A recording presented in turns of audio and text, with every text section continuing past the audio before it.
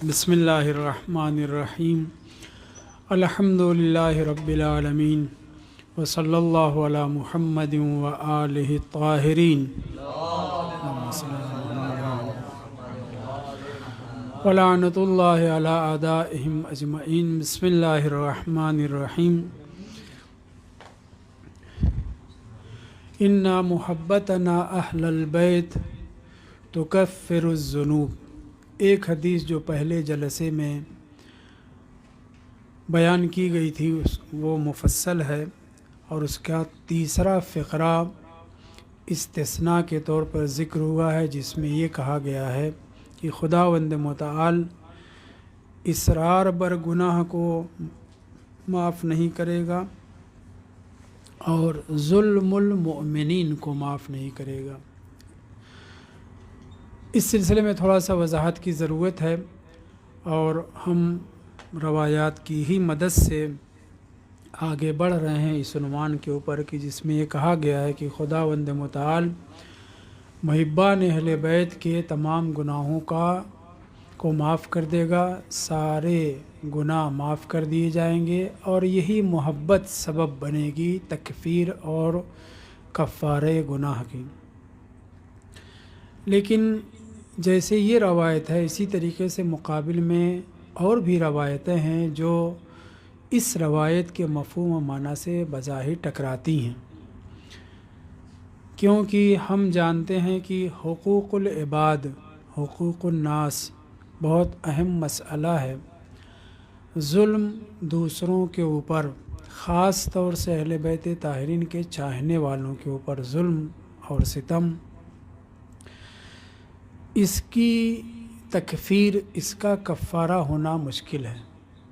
ख़ुद इसी रवायत में इल्ला के ज़रिए जो इस्तिस्ना ज़िक्र हुआ है उसमें क्या है, ज़ुल्मुल मुमिनीन बाज़हुम बाज़न, इस तरह के फ़िक्रे इस्तेमाल हुए।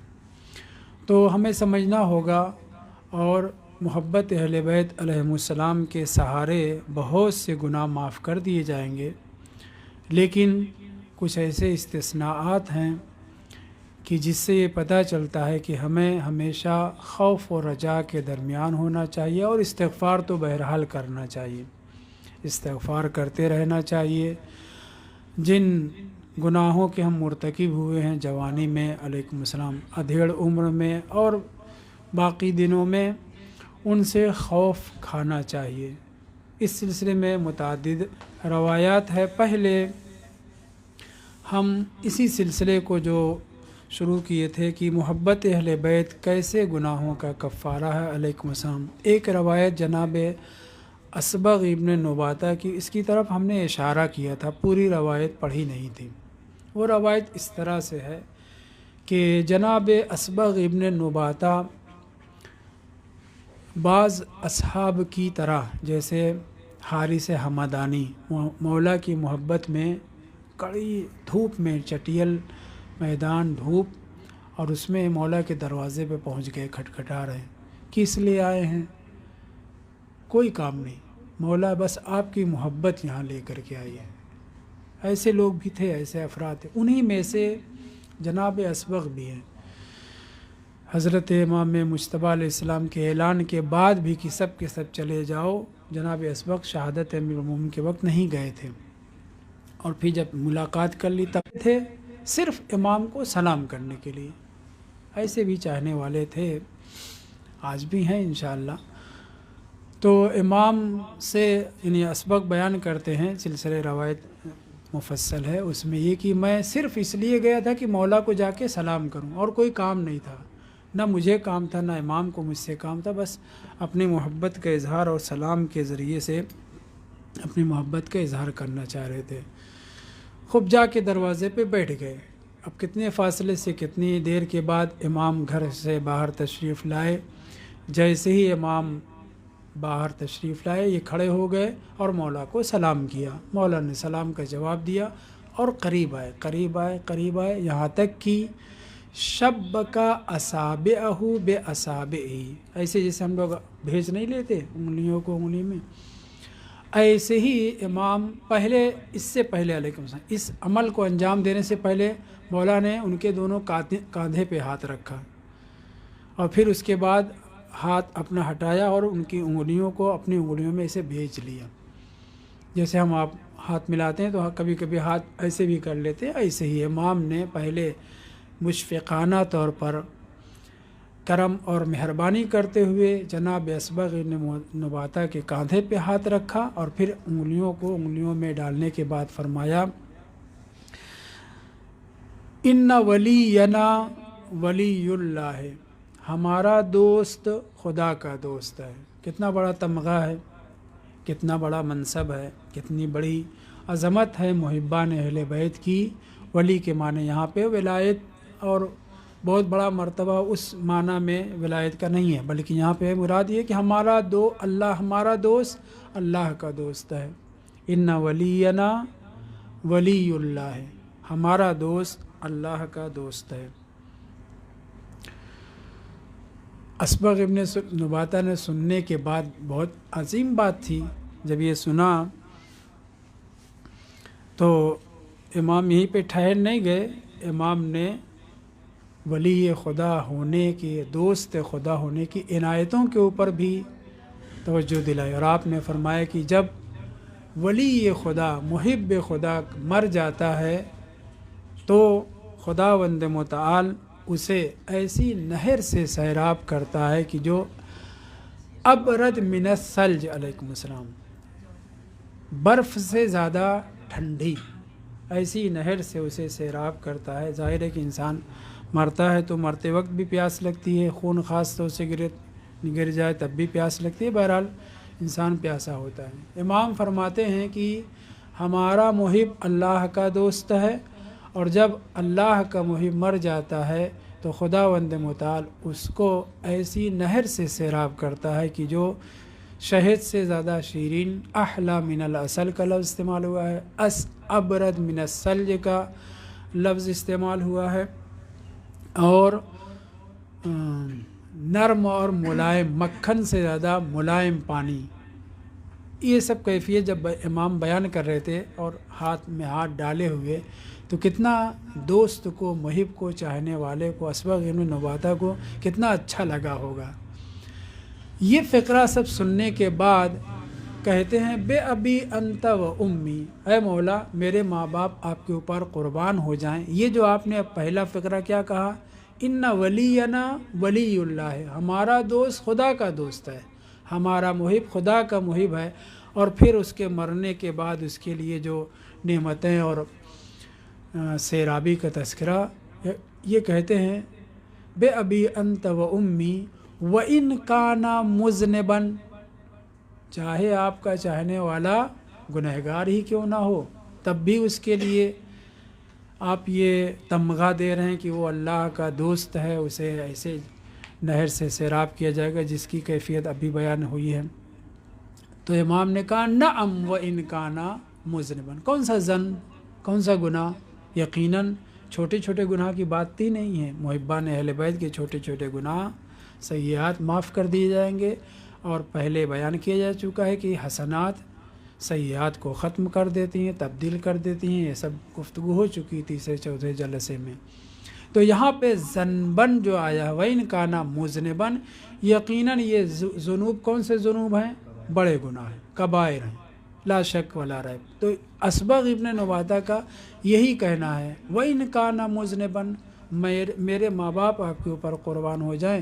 یہ جو آپ نے اتنی اہمیت، اتنی فضیلت جو اپنے چاہنے والوں کی، سیدھے اپنے دوست کو خدا کا دوست کہہ دیا ہے اور اس کے لیے اتنی عظمتیں ہیں، وہ گنہگار بھی ہو تب بھی امام نے کہا نعم و ان کان مذنبا.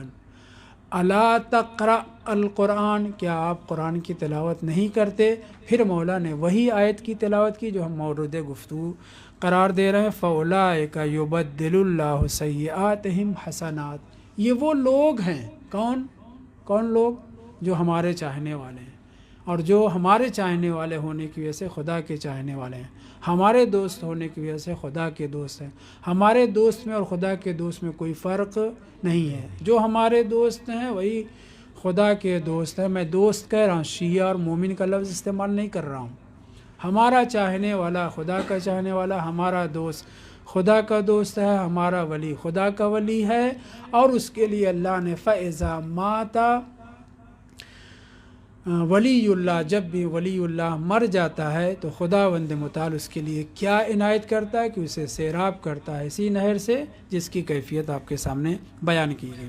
فَأُولَٰئِكَ يُبَدِّلُ اللَّهُ سَيِّئَاتِهِمْ حَسَنَاتٍ وَكَانَ اللَّهُ غَفُورًا رَحِيمًا، اللہ بہت معاف کرنے والا، بڑا مہربان ہے۔ کس کے اوپر؟ اپنے دشمنوں کے اوپر نہیں، کافروں و مشرکوں کے اوپر نہیں، ان خبیثوں کے اوپر جنہوں نے اہل بیت کو ستایا ہے ہرگز نہیں۔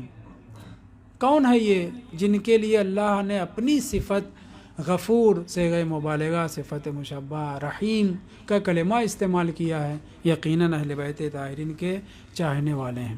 اے اسبغ، ہمارا چاہنے والا جب خداوند متعال کی بارگاہ میں پہنچے گا ملاقات کے لیے، اس پہ توجہ دیں، وَعَلَيْهِ مِنَ الذُّنُوبِ، اس کی گردن پہ ڈھیر سارا گناہ۔ کون سا گناہ؟ میں بار بار کہہ رہا ہوں کہ یہ گناہ صغیرہ کی بات نہیں ہو رہی ہے، معمولی سیئات اور لغزشوں کی بات نہیں ہو رہی ہے، گناہ کبیرہ کی بات ہو رہی ہے۔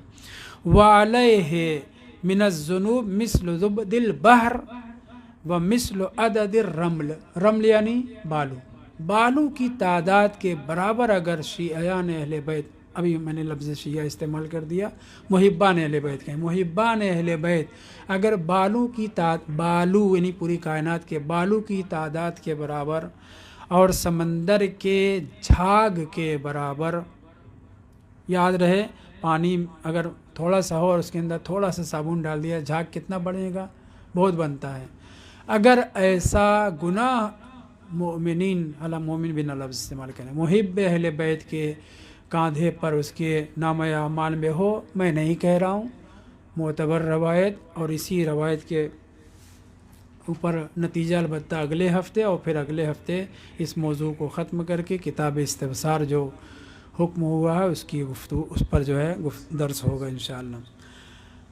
لَغَفَرَهَ اللَّهُ لَهُ، ہاں پلٹ رہی ہے مثل عدد الرمل کی طرف، مثل زبد البحر کی طرف، یعنی اس کے سارے گناہ کو خداوند متعال، یعنی آنکھ بند کر کے ہم کہیں کہ جیسے کوئی پاس کر دے کوئی چیز، اللہ نے ٹھان لی ہے کہ اہل بیت طاہرین کے چاہنے والے محبان اہل بیت، ائمہ طاہرین سے عقیدت اور مودت اور محبت رکھنے والوں کو معاف کر کے ہی چھوڑے گا۔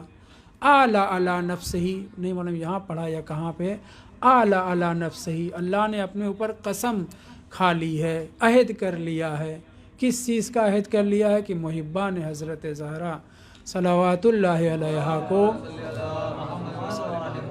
مجلس میں شاید پڑھا تھا، 2000 سال زمین اور آسمانوں کی خلقت سے پہلے ٹھان لیا ہے کہ محبان حضرت زہرا صلوات اللہ علیہا کو عذاب سے معذب کرے گا ہی نہیں، نہ صرف ان کی اولاد کے بھی چاہنے والے، مراد وہی مومنین اور شیعان اہل بیت۔ اس لفظ کو میں استعمال کرتے ہوئے ڈرتا بھی ہوں، لفظ شیعہ، لفظ مومن بہت بڑا مقام و مرتبہ ہے۔ ہم محبوں کی کیٹیگری میں، میں اپنے کو کہہ رہا ہوں، محبوں کی کیٹیگری میں ہمارا ثبت نام ہو جائے، پابرجہ ہو جائے، پختہ ہو جائے، مستودع ایمان نہ ہو، مستقر ایمان ہو، یہی ہمارا بیڑا پار کر دے گا۔ صلوات پڑھیں محمد والوں پر۔ امام فرماتے ہیں اسبغ سے کیفیت مد نظر رہے کہ اے اسبغ، ہمارا چاہنے والا، اسے خدا معاف کر دے گا، اسے جنت میں داخل کرے گا، اسے سیراب کرے گا۔ انہوں نے کہا چاہے گنہگار، انہوں نے کہا ہاں، صرف چاہے گنہگار نہ ہو، اتنا گناہ کیا ہو کہ جتنے ذرات، جتنے بالو کی تعداد ہے، کون گن سکتا ہے، جتنے سمندر کے جھاگ بن سکتے ہیں، اتنی تعداد میں بھی اگر محب اہل بیت کی گردن پہ گناہ ہو تو خداوند متعال ان گناہوں کو سب کو معاف کر دے گا۔ لیکن ایک قید بھی، امام نے ایک لفظ بھی ذکر کیا ہے، انشاء اللہ تعالی، اگر اللہ چاہے گا۔ یہ جو چاہے گا، یہ جملہ ابھی مد نظر رکھیے، اس کے اوپر گفتگو بعد میں کریں گے۔ دوسری روایت علامہ حلی کی کتاب مناہج الیقین بھی ہے، وہاں پر وہ محبان اہل بیت کی دو قسم کرتے ہیں، ایک وہ جو توبہ کے بغیر چلے گئے ہیں، توبہ نہیں کیا ہے، محبان اہل بیت ہیں، بڑا گناہ کیا ہے، توبہ کے بغیر چلے گئے ہیں۔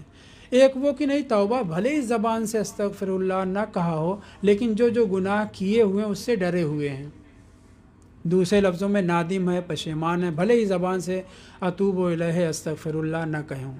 پہلے والی قسم کے لیے یہ کہہ رہے ہیں علامہ حلی، قطعی نہیں ہے کہ وہ معاف کر دیے جائیں گے مگر شفاعت اہل بیت ان کے شامل حال ہوگی۔ ندامت کا اظہار کیا ہے، ان کی کیا نام ہے نجات قطعی ہے، یقینی ہے، لا شک ولا ریب۔ اہل بیت طاہرین کے چاہنے والے وہ گنہگار لوگ کہ جنہوں نے توبہ کی ہے یا زبان سے استغفار کیا ہے یا زبان سے بھلے ہی نہیں کہا لیکن دل سے نادم و پشیمان ہے اور خوف بھی کھاتا ہر کوئی خداوند متعال کے نافرمانیوں سے، گناہوں کے ارتکاب سے، واجبات کو چھوڑنے سے، حرام کے ارتکاب سے۔ بہرحال انسان کے دل میں خوف اور ڈر تو ہوتا ہے، ہونا چاہیے بھی، صحیح۔ تو ایسے لوگوں کے لیے مفہوم میں پورا 2 صفحہ ہے، اس کا خلاصہ میں آپ کے سامنے بیان کرنا، جنہوں نے توبہ کی ہے اور اس توبہ کر کے دنیا سے رخصت ہوئے محبان اہل بیت، ان کے لیے نجات قطعی ہے، وہ جنتی ہیں۔ ممکن ہے توبہ قبول ہوئی ہو، ممکن ہے توبہ قبول نہ ہوئی ہو۔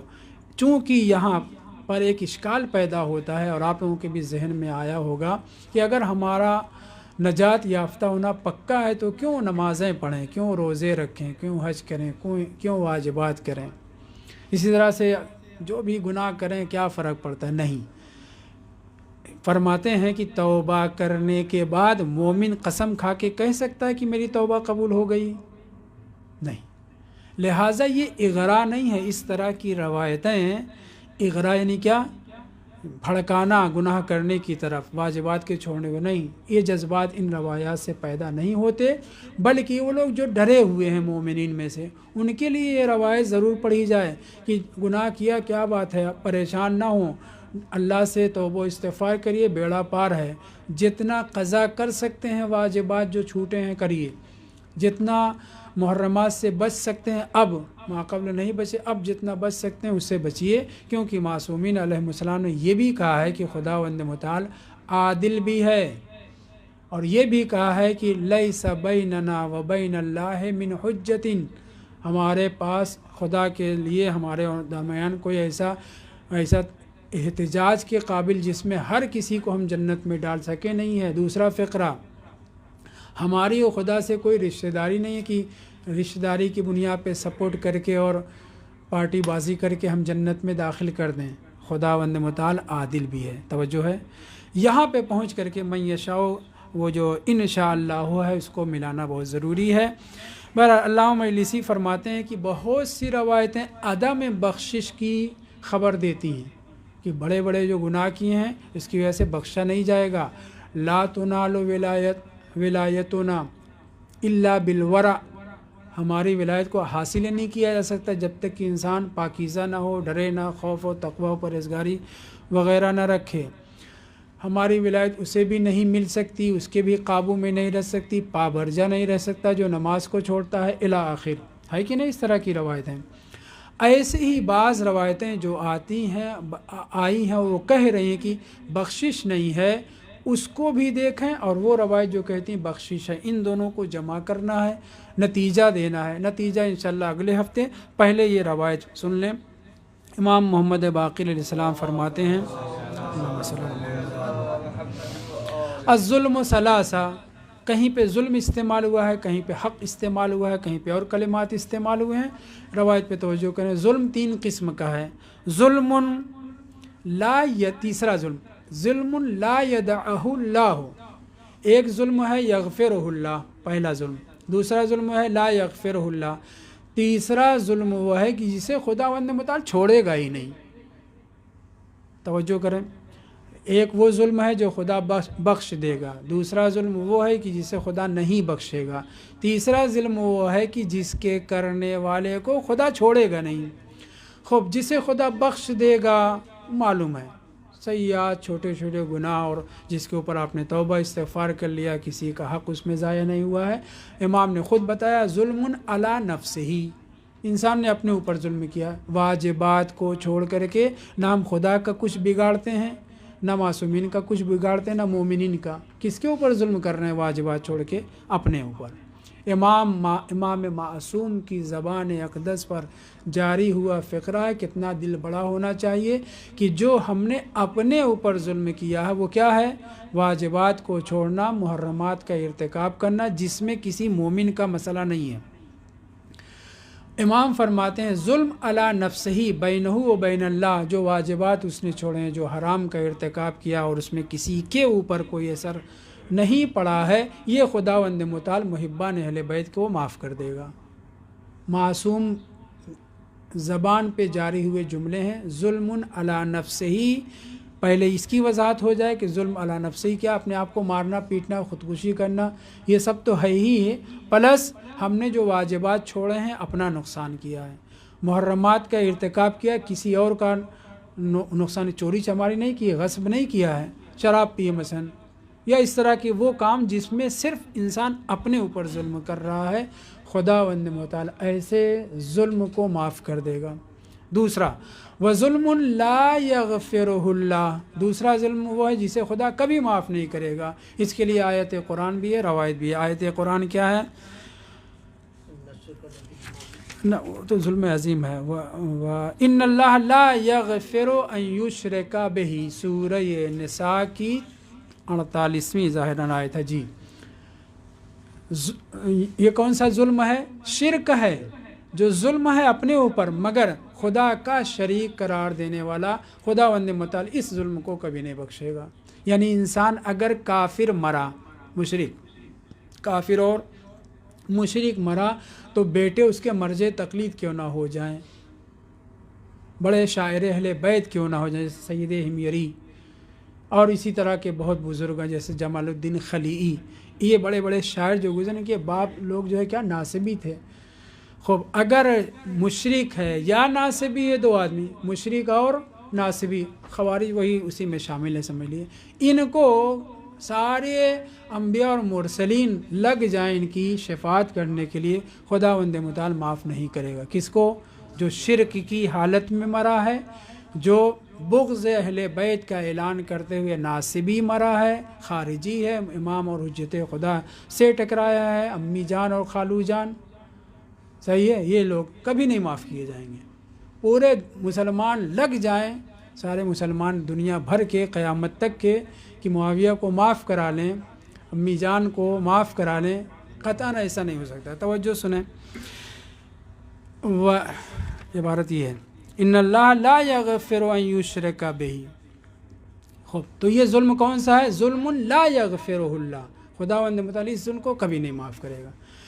تیسرا ظلم اور بھی اس سے زیادہ خطرناک ہے، وہ ظلم لا یدعہ اللہ، اللہ اسے چھوڑے گا نہیں جب تک کہ اس ظلم کے مقابل میں بھگتان نہ ہو جائے، ہماری زبان میں جبران نہ ہو جائے، اس کا مقابل نہ ہو جائے. وہ کیا ہے؟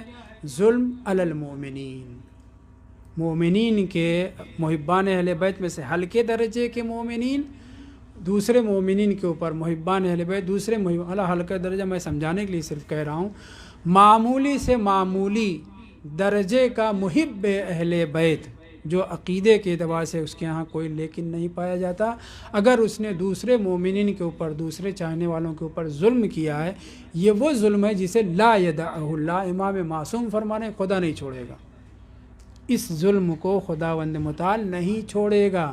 معصومین علیہ السلام نے بعض روایات سے مفہوم نکلتا، وہ آج نہیں انشاءاللہ نتیجے کے طور پہ، وَأَمَّا الظُّلْمُ الَّذِي لَا يَدَعُهُ اللَّهُ عَزَّ وَجَلَّ، وہی ہے.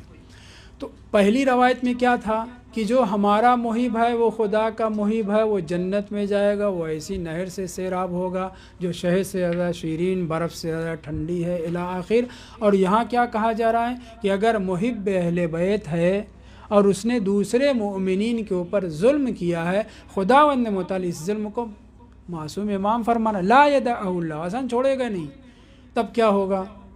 تب اس کا انجام اسے یا اسی دنیا میں جھیلنا ہے، یا مرنے کے بعد برزخ میں جھیلنا ہے، یا میدان محشر میں جھیلنا ہے. اور اگر یہ جھلائی کا سلسلہ کنفرم نہیں ہوا، جس کا حق کھایا ہے، غصب کیا ہے، دکان مکان زمین کھیت وغیرہ وغیرہ، جس مومن کا حق غصب کیا ہے، اگر آپ اسے عطا نہیں کر سکے یا آپ کی اولاد نے اسے نہیں واپس کیا یا کسی دوسرے مومن نے، بہرحال وہ جس کا حق مارا گیا مومنین میں سے، جب تک وہ نہیں چھوڑے گا تب تک خدا بھی نہیں چھوڑے گا۔ یہ لفظ چھوڑا کیوں استعمال؟ لا یدع اللہ، عبارت یہی ہے معصوم امام کے دہن اقدس سے نکلی ہوئی۔ پھر نتیجہ، اس عبارت کا نتیجہ یہ ہے کہ ہم ایک دوسرے کے مومنین، کم سے کم خاص طور سے اخص طور پہ طلاب، ایک دوسرے کے وہ حقوق جس کی وجہ سے ہماری گردن پکڑی جائے گی، بہت بچنا چاہیے۔ یہ اللہ کا ولی ہے کون؟ آپ کا ولی کون ہے؟ یہ نتیجے کے طور پر یہ ذکر کرنا تھا، لیکن آج ہی پڑھ دیتا ہوں۔ مولا امام باقر علیہ السلام کی مفصل روایت ہے، اس کا ایک فقرہ ہے من کان للہ مطیعا فہو لنا ولی۔ ہمارا چاہنے والا، ہمارا محب وہی ہے جو اللہ کا اطاعت گزار ہے۔ خوب کتنے اطاعت گزار ہیں ہم، آپ کتنے گناہ کرتے ہیں، میں اپنی بات کر رہا ہوں، گناہ ہو جاتے ہیں۔ امام فرماتے ہیں من کان للہ مطیعا فہو لنا مطیع، ولی ہر ایک کو، ہماری محبت کے دعویٰ کرنے والے ہر ایک کو ہمارا چاہنے والا نہ سمجھو۔ جتنی اس کے اندر استعداد اور قابلیت پائی جاتی ہے اللہ کے احکام پر عمل کرنے کی، جو مطیع خداوند متعال وہی ہمارا محب ہے۔ دوسرا فقرہ اس سے زیادہ خطرناک، ومن کان للہ عاصیا، یہ نہیں کہا فہو لیس لنا بولی، بلکہ امام فرماتے ہیں من کان للہ عاصیا فہو لنا عدو۔ بہت خطرناک بات ہے، یعنی جو اللہ کا نافرمان ہے۔ البتہ اس روایت میں مفہوم ہے، قید و بند ہے، شرط ہے اس کی انشاءاللہ اگلے ہفتے، ورنہ سارا یعنی جتنی ہم نے گفتگو کی ہے ساری گفتگو کے اوپر پانی پھر جائے گا۔ من کان للہ عاصیا فہو لنا عدو، یہ نہیں کہنے کہ ہمارا دوست نہیں ہے، بلکہ امام کیا فرما رہا ہے، وہ ہمارا دشمن ہے۔ تو ہم کتنی نافرمانی خدا کی کرتے ہیں، ہم سب کیا اللہ کے دشمن اور اہل بیت کے دشمن ہیں؟ نہیں، یہ مراد نہیں ہے، اس کی تفصیل انشاءاللہ اگلے ہفتے بیان کریں گے۔ اور ایک روایت اور بھی اسی سے متعلق جو ایسی پانچویں امام سے ہی ہے کہ امام فرماتے ہیں من کان منکم مطیعا للہ تنفعہ ولایتنا، یہ روایت پڑھی جا چکی ہے یہاں پہ۔ من کان منکم مطیعا للہ، جو اللہ کا اطاعت گزار ہے، یعنی اطاعت گزار ہونے کا مطلب یہ نہیں کہ ہر واجب کو انجام ہی دے، ہر حرام سے پرہیز ہی کرے، نہیں، اپنے آپ کو خدا کا مطیع قرار دے چکا ہے، مگر کبھی شہوت کے چکر میں، کبھی اسی کے وزن پہ جو عورت کے چکر میں وغیرہ وغیرہ گناہ کر بیٹھتا ہے مطیع اللہ، مگر ماحول کی وجہ سے، کبھی اور کسی وجہ سے گناہ گار، تو یہ اس سے خارج نہیں ہے۔ من کان منکم مطیعا للہ تنفعہ ولایتنا، ہماری ولایت اسے فائدہ پہنچائے گی جو اللہ کا مطیع ہے، کبھی کبھی غلط کام کر بیٹھتا ہے لیکن ہے مطیع۔ ومن کان منکم عاصیا للہ لن تنفعہ ولایتنا، اسے ہماری ولایت فائدہ ہی نہیں پہنچائے گی۔ بہت خطرناک بات ہے، لیکن ان روایات کو نافی روایات میں شمار کیا گیا، ہمارے علماء نے اس کی بڑی توجیہ کی ہے۔ اگلے جلسے میں ہم اسی کے اوپر انہی دونوں قسم کی روایتوں کو جمع کر کے نتیجہ دے کر کے بات کو ختم کریں گے، اور اس کے بعد والے ہفتے انشاءاللہ استفسار پہ گفتگو ہوگی۔ والحمدللہ رب العالمین۔ درس سے متعلق سوال ہو تو بسم اللہ فرمائیں۔ بسم اللہ۔